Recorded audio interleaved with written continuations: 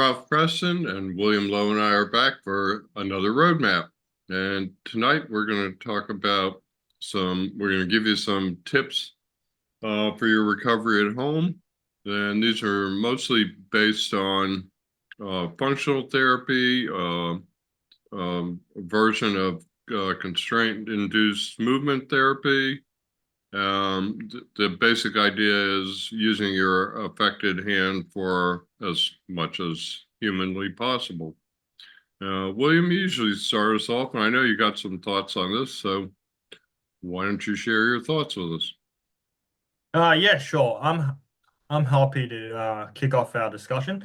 So I think when it comes to recovery after stroke, the biggest thing which is going to move the needle in terms of your progress in your recovery after your stroke is actually transitioning from doing exercises to actually applying whatever you've learned or whatever you've gotten back after your stroke into real life. Because for all the folks who are watching this, I'm assuming that at some stage you want to be using your affected side again in daily life like you used to before you had your stroke. So I think in recovery after stroke, what needs to happen is there needs to be a tipping point where you transition from the exercises that were given to you through insurance or through therapy, and you actually try dipping your toes in the water and try doing things in real life in a pressured environment where, yes, people are going to judge you, but you're also going to learn a lot more. And the reason why I say this is because what the research shows is that in order for your brain to actually recover and in order for neuroplasticity to happen, your brain needs to be surrounded by an enriched environment. And what an enriched environment means is basically an environment which is constantly stimulating your brain to actually want to recover. And so what this means is that your brain is always given perspectives or different opportunities to actually exercise or practice what it's already learned so it can reinforce or strengthen those connections which it's gotten back or even rewire or recover ones which are lost after a stroke. So for example, if you're a stroke survivor and you've just had a stroke, and let's say you run out of insurance and you come back home and you're around the 6 month mark where you notice that your recovery has started to plateau or it's started to stagnate, and it's a lot harder to see changes like you used to before. And you can't really think of any ways that you can improve the exercise that you're already doing because they're the exact same. So one thing you could actually do to take your recovery to the next level is to actually practice everything your brain has gotten back from those exercises into real life to actually give your brain another perspective or another environment to practice these movements in. So, for example, if you're a stroke survivor and your hand is and your affected hand is loose enough, one of the things that Ralph and I have talked about in the past is you could practice initiating and using your affected hand to actually open the fridge door to see if you can actually relax your fingers and let go of the fridge door after opening it.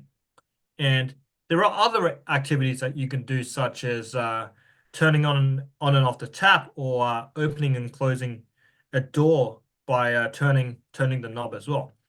And the reason why I wanted to really highlight this today is because one of the best treatments in recovery after stroke right now is a therapy called constraint-induced movement therapy. And for some folks watching this, you might be quite familiar with it, but it's basically what's called the gold standard in recovery after stroke today. And it basically involves a program where you're forcing your brain to use the affected side as much as possible in as many everyday activities as you possibly can. And as someone who's been through the course personally, one of the things that they show you in this course is this checklist or program, if if you will, that you have to go through every single day. And this program or checklist is called the motor activity log. Some of you watching this might have heard about it. Some of you might not have heard about it, but it's basically a list. And Ralph is going to share this list with you all when he posts this video. But it's basically a list of things you can do every single day around the house to actually drive that recovery, to actually incentivize your brain to actually want to recover. And some of the items some of the items on this list are things which I've already mentioned, such as opening the fridge door, but more simple things like making sure that whenever you stand up from a chair, you're pushing on both armrests to stand up, making sure that whenever you do the dishes, that you're prioritizing the use of your affected hand to maybe hold the plates while you scrub with your unaffected side. And basically just making sure that every time and in every environment, you're prioritizing the use of your affected side in order to give your brain another perspective or give your brain countless opportunities to actually exercise what it's already learned or practice what it's already learned from the exercises so that it allows your brain to actually connect the dots a lot better. Because one thing we do know in stroke recovery is that when your brain gets put in a different environment where it has to apply something under pressure, it actually learns a lot better. So one of the things that Ralph and I have mentioned in the past is something like balancing on your affected leg while you're filling up petrol at the gas station. So your brain is going to learn a lot better because you're trying to balance in a pressured environment, and also people are watching. So under a condition where your brain is actually forced to try to recalibrate itself to do things really well, then it's going to work a lot harder to actually recover and fine-tune some of those signals which it's sending to the body in order to coordinate those movements a lot better. So you don't look foolish and so people don't laugh at you. So all in all, what I'm trying to say is that if you're a stroke survivor and no matter which stage you are in recovery after stroke, whether you've been discharged, whether you've been discharged after you've run out of insurance, or whether you're in a situation where you're just not seeing changes as much as you used to. One thing which you can do to really drive your recovery, especially if you're spending most of your time at home, or even if you're out and about, is to really advocate for yourself and initiate the use of the affected side as much as possible with the opportunities which are in front of you.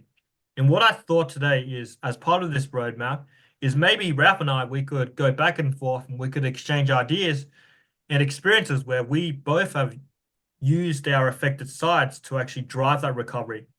And as a result, seen changes in our recovery or seen maybe minor improvements in the way we do things.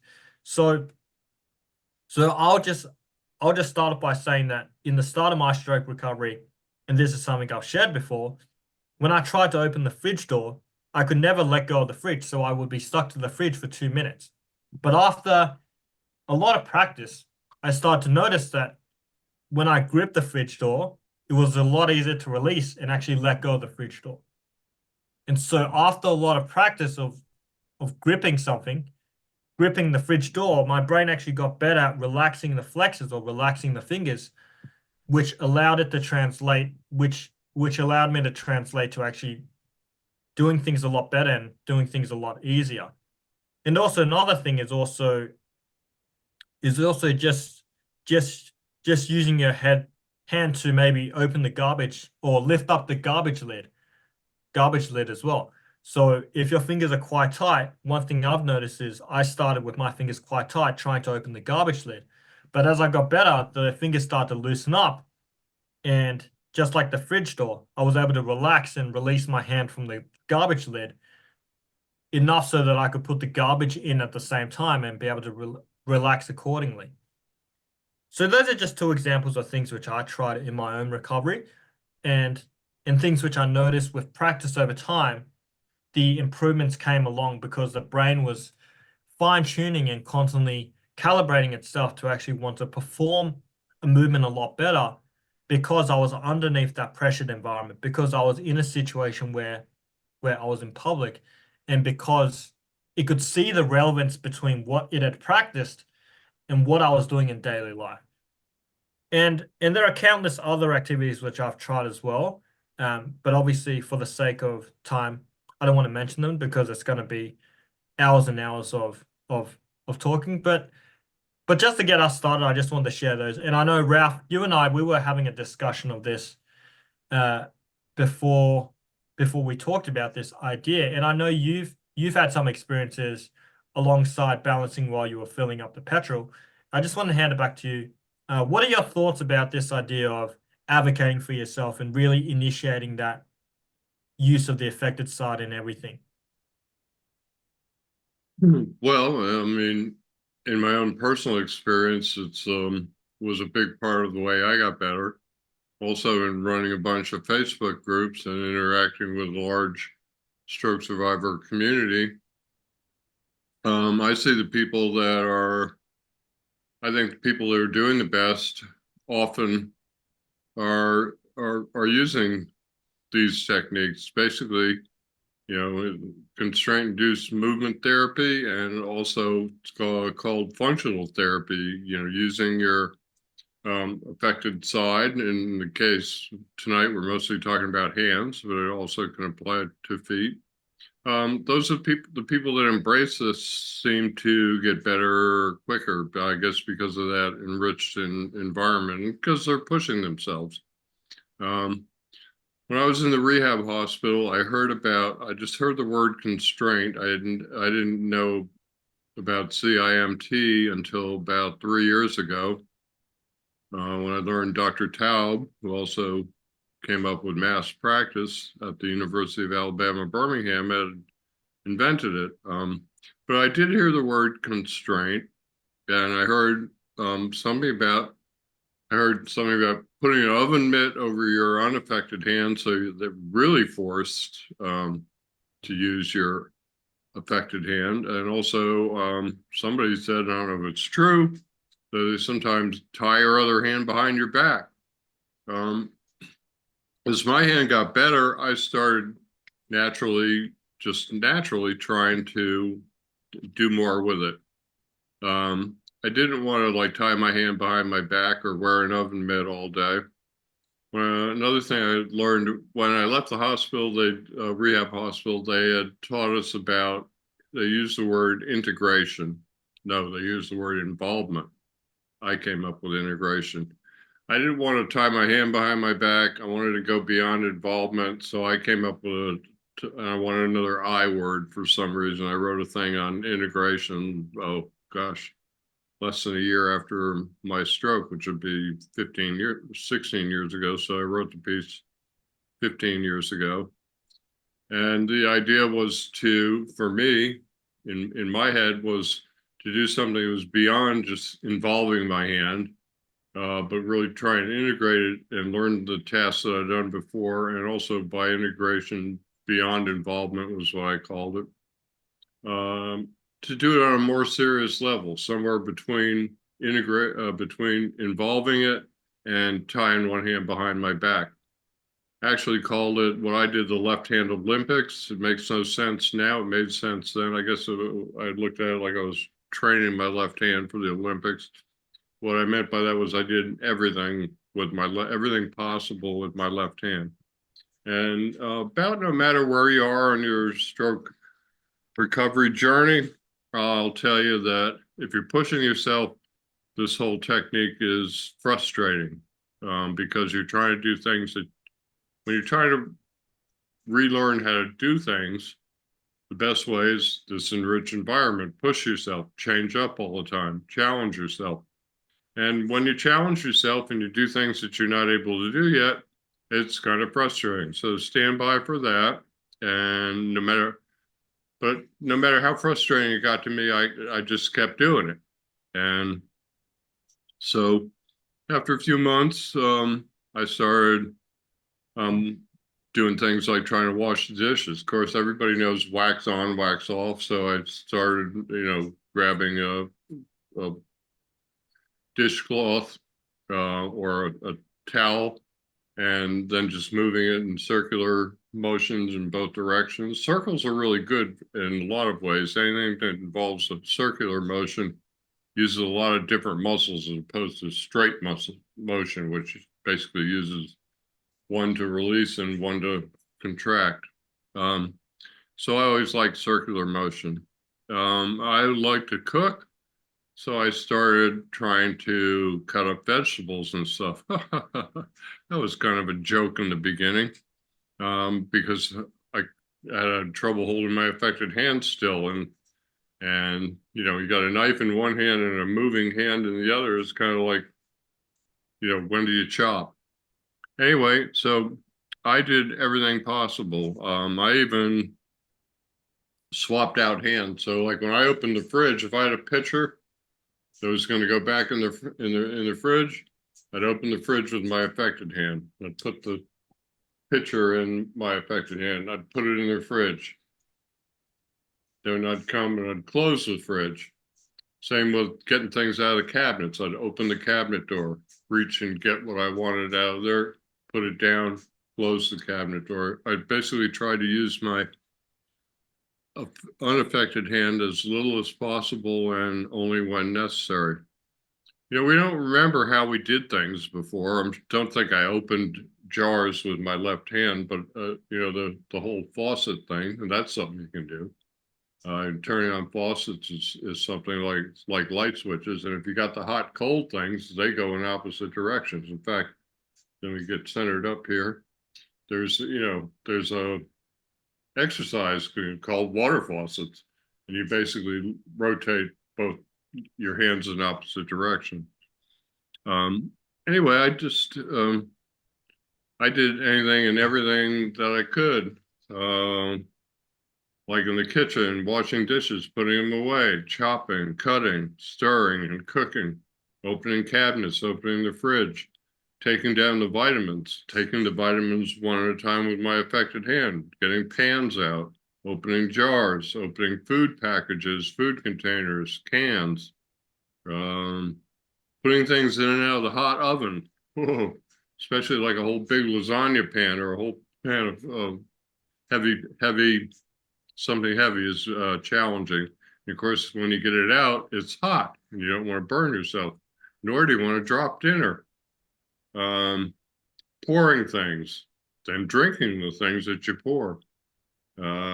Wiping down the counters, opening drawers, opening cabinets. That's just the kitchen. So that's what I did. And, you know, the functional therapy is known to work. They've done studies and definitely works. And CIMT, constraint-induced movement therapy, also has been tested. They've done a lot of testing on it at the University of Alabama, Birmingham. William, didn't you go there or take a course remotely? Oh, no. I mean, I didn't go there, but they have constraint therapy here in Australia, and I did that course. Okay, I knew Yeah. you had some connection or association with it in your recovery. I didn't know if you traveled to Alabama or not.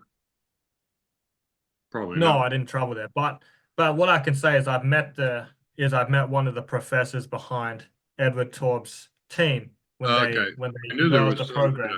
connection. So I can advocate that it's when you do implement some of the things which are taught in this course or taught in this program, which is only for which which has a very strict inclusion criteria for stroke swabbers because some of the things that Ralph and I have mentioned here, not a lot of stroke swabbers can do. You have to have a certain level of recovery to be able to do that. But what I'm trying to say here is that, and what I really want to highlight is that when it comes to driving your recovery after stroke, especially if you run out of insurance, or especially if you're in a stage of your recovery where you're not seeing changes as much as before, the way to do that is to apply what you've already learned to real life, because it's going to allow your brain to connect the dots a lot better, and because it's more challenging, your brain's going to be more incentivized to actually want to perfect it a lot better. And in this case, it's not practice makes perfect, but rather, and I want to give credit to one of my physical therapists for sharing this with me in the early stages of my recovery. It's practice under pressure makes perfect. Because when you put your brain in a situation where you're in a pressured environment where people are going to see you, or maybe you're about to drop a plate, or you don't want to drop a plate, then your brain is going to make sure that you don't drop that plate and you don't look foolish. Two things real quick. Number one, and I would not recommend, I would recommend that you follow what I did. I didn't go into the kitchen and get out the fine china. Not that I've really got fine china, but I didn't get out anything breakable and practice washing dishes with it. I got out a plastic, we started using a plastic picnic set that we had. Because there's no point in washing dishes unless they're dirty, right? Well, I guess you could look at it as therapy. So that's one thing. The other thing that I think, one of the reasons I think functional therapy is so valuable is because there's a lot of complex movement involved. You know, if you're pulling on a TheraBand, it's hooked to a door or something, it's a fairly simple movement. So most of the exercises that they give you and most of the stuff you do early on is fairly simple, linear type movements. When you're holding a plate in one hand and scrubbing it with the other, you got to flip it over, you got to put it over here in the dish rack. There's a lot of complex movement involved. That's one reason. Well, I've got I live in a house and I've got a yard. One of the things that I do a lot of is yard work because I have to do it or else I have to pay somebody to do it. And also I'm a big believer in this complex. When you're doing things, you know, when you're bopping around the kitchen cooking and stuff, you're not thinking about it like an exercise program. You go, okay, I got to chop these zucchinis. I got to do this, fill this up with water. You're getting like real life thrown at you. And I find that yard work is real good for that. I do things like raking leaves, trimming bushes, mowing the lawn, weed eating, shoveling, wheelbarrowing, gardening, planting, weeding, water the plants on the front porch. I've got compost piles, but most people don't. So shovel and turn them. There's a lot of complex movement. When I fill up a wheelbarrow with compost and dump it in the garden, when you dump a wheelbarrow, you're involving your core, both arms, your legs, you know, just a lot of complex movement. And they aren't things that you're planning out like pulling on a TheraBand. They're things that by doing these tasks get thrown at you, forced on you in order to complete the task. And I personally believe that that's, I don't have never done a triple blind study on this, but I just think that these complex movements and challenge your brain by saying, I'm going to do this task and having all the things that are involved with that task be thrown at your brain to deal with. I think that's really good for recovery. At least it worked for me. Like I said, I didn't do a study except on myself, and I used all this stuff as early as I could. I didn't know what I was doing. I just wanted to get back to cooking and being able to do all things in as close as possible to the way I did them prior to my stroke. So that's my 2 cents on that. Yeah, and I mean, I just want to highlight that idea that you raised up, Ralph, about the complex movements. Also, when you're performing these complex movements, you're engaging the brain a lot more. You're engaging more parts of the brain than if you were to just stand and do a linear exercise like pulling on a TheraBand 100 times or gripping a stress ball 1,000 times. When you're just banging out repetitions, you're not really using a lot of brain power. You're not really using a lot of cognition to do that. You're just squeezing something. You're not really thinking about the quality of the movement. You're not really coordinating or guiding your brain to do things in such a way that you don't mess up. So for example, if you're getting out the china, you're going to be holding the china in such a way that you don't drop it. And definitely I would recommend starting off small. I don't recommend jumping straight into the deep end and just grabbing the glass and practicing on that. But for something as simple as eating with both hands, you could start off with therapy, and then you could chop up the therapy. It's definitely how I started, and I posted a video a long time ago on it. You could practice with therapy. Pretend the therapy is food, chop it up in little pieces, and then just practice poking the food with a fork with your affected hand, just to see if you can get that grip on the fork strong enough so that you can gradually dip your toes in the water and try with real food.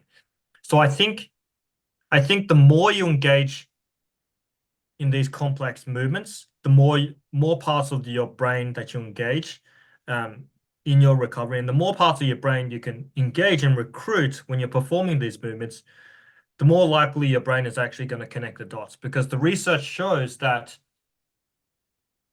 in recovery after stroke, some functions which were lost after the stroke might be recovered or might be performed by parts of the brain which were never involved in performing those functions before your stroke, but now they are because those parts of your brain which were lost after your stroke, they're taken over by parts of the brain which Um, might not have been used to perform or specialize in that movement or task before your stroke anyway. So I think that's really the key to recovery. And the way to drive that obviously is making sure that you practice as much as possible. And you don't want to wait until you can until everything's perfect to actually do it. In this case, it's the mindset of running before you can walk, or just putting everything together and just testing things as you go. Seeing for the improvements after a month or so to see if you're doing something easier, and then calibrating or just mixing up the way that you perform your exercises as you perform. Occasionally, I think you might have to go back to exercises where you are pulling a TheraBand just on a strictly strengthening basis. But to make that to make that continual progress, I think putting your brain in a pressured environment where you have to adjust and you have to adapt to things that life is throwing to you, it actually makes for an exercise which is constantly adapting and evolving itself to constantly challenge your brain, respective of where it's progressing in its stage of recovery. Because if you keep practicing at the same stage you're at, then you're going to stay stagnant and you're going to stay at that plateau, which is why a lot of stroke survivors plateau, because they're doing the exact same thing and their brain is just running a broken record of the same things it's been doing for years and years on end. And unless you're a fan of that, unless you're a fan of staying in the same place you are, then I highly recommend that you try and dip your toes in the water and try to pressure your brain to get out of its comfort zone and try to actually practice some of the things which it's already mastered and try to apply those in new environments so that it can actually rewire what was lost after your stroke. one thing recommendation would be if you flat out can't do something at all, you might think about coming back to it because everything's going to, like I mentioned earlier, it's a frustrating process. And you don't want to frustrate yourself to the point that you give up on it. So if you're really, really struggling with something, maybe you could go back to doing some exercises that might help with that particular activity, or put it aside for a week or a month until you feel like because you're going to get frustrated enough, and if you pick and try and do things that you flat out can't do, you're going to experience a higher level of frustration.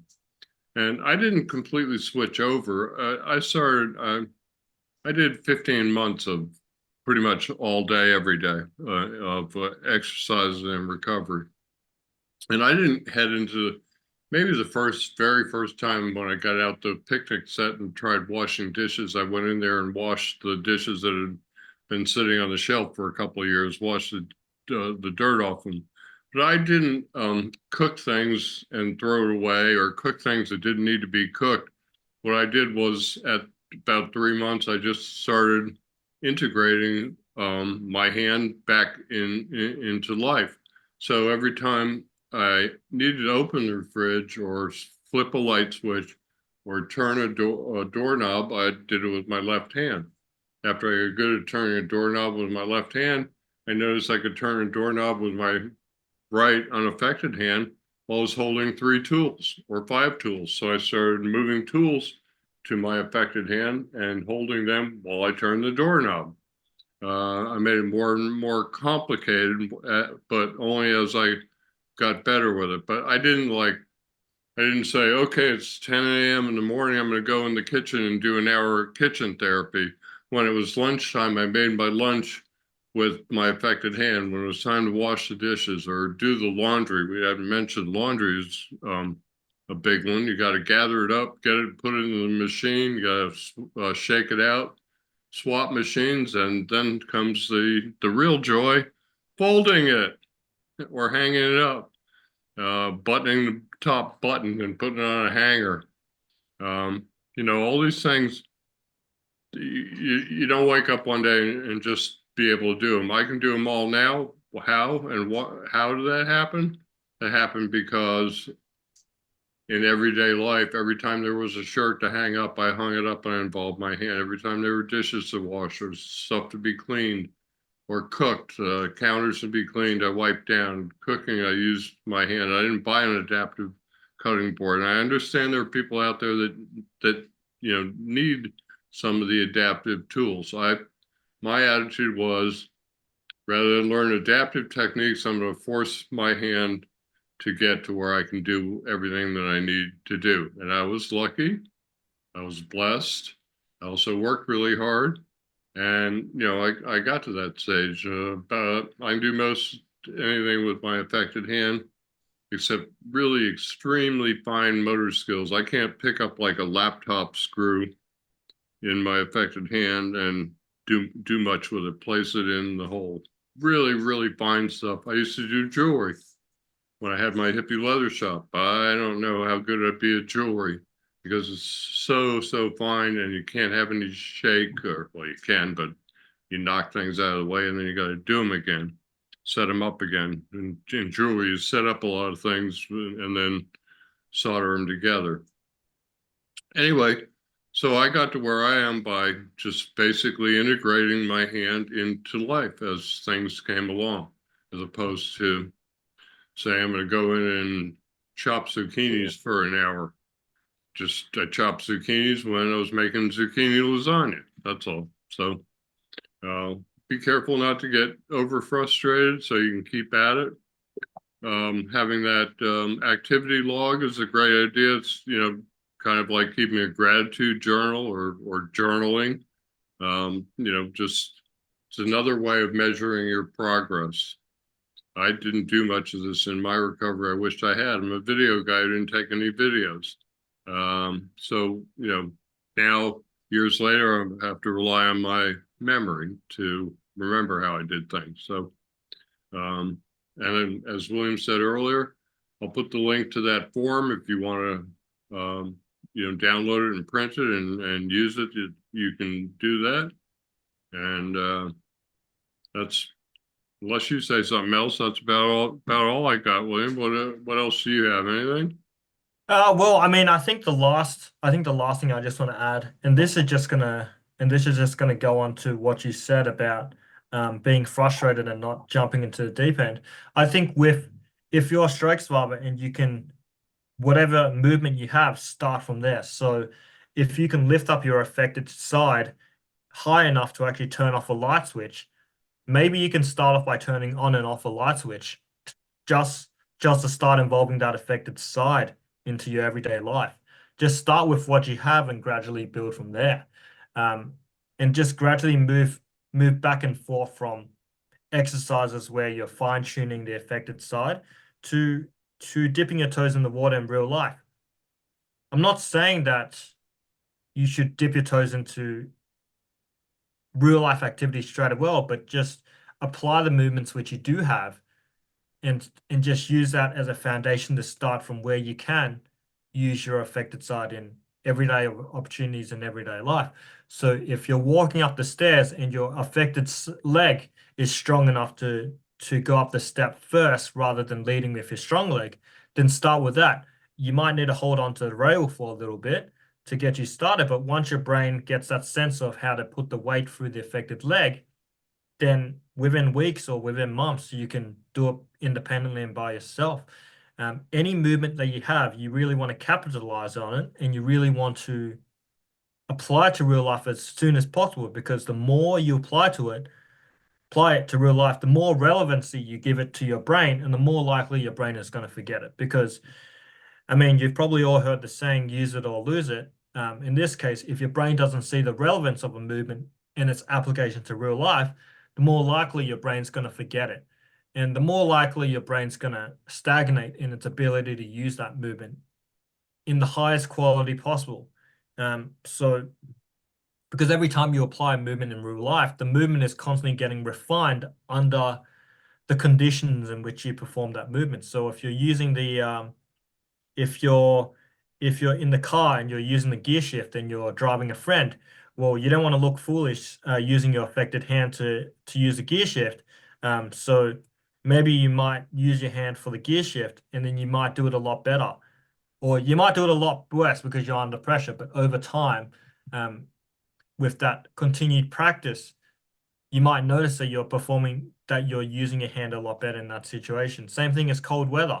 When it's cold, you might practice using your affected side. Sure, the muscles might be a lot tighter, but the more you practice it, the next time it's cold, your muscles might be a lot looser during the cold weather as well. Your brain might be might be able to inhibit that tendency to tighten the muscles the next time you perform that movement underneath a different condition or underneath a different temperature, if that makes sense. So I think the key to this roadmap is if you can expose your brain to count to the opportunities which it has in front of itself to use your affected hand as much as possible, affected side as much as possible, then that's a really handy tool or handy way in order to actually drive recovery a lot more and expose your brain to another way of applying what it's learnt.